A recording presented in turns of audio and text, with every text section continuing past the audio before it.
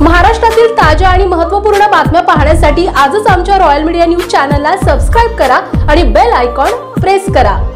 छत्रपती संभाजीनगर शहरातील बायजीपुरा परिसरात काल सकाळी दुहेरी हत्येची खळबळजनक घटना उघडकीस आली आहे। सलमान खान आणि त्याचा मेहुणा सुलतान शेख अशी मृतांची नावे आहेत। दुचाकीच्या वादातून त्यांच्या डोक्यावर आणि चेहऱ्यावर दगडाने ठेचून निर्गुण हत्या केल्याचा संशय असून पोलीस आरोपीचा शोध घेत आहेत। फिर्यादी इम्रान खान यांनी दिलेल्या माहितीनुसार सकाळी 7च्या सुमारास चंपा चौकात असताना त्याच्या चुलत भावाने सांगितले की त्याचा भाऊ सलमान आणि सुलतान यांच्यावर गल्लीत हल्ला झाला असून सलमान जागीच ठार झालाय आणि सुलतान उपचारासाठी घाटी रुग्णालयात नेत असताना मरण पावला।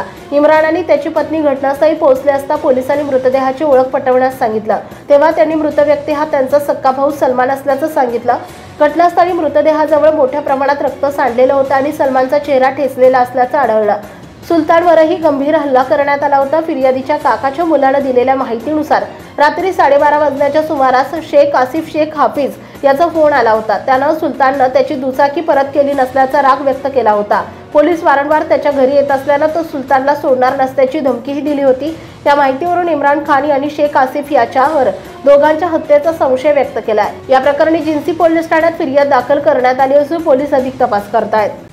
महाराष्ट्रातील ताज्या आणि महत्त्वपूर्ण बातम्या पाहण्यासाठी आजच आमच्या रॉयल मीडिया न्यूज चॅनलला सबस्क्राइब करा आणि बेल आयकॉन प्रेस करा।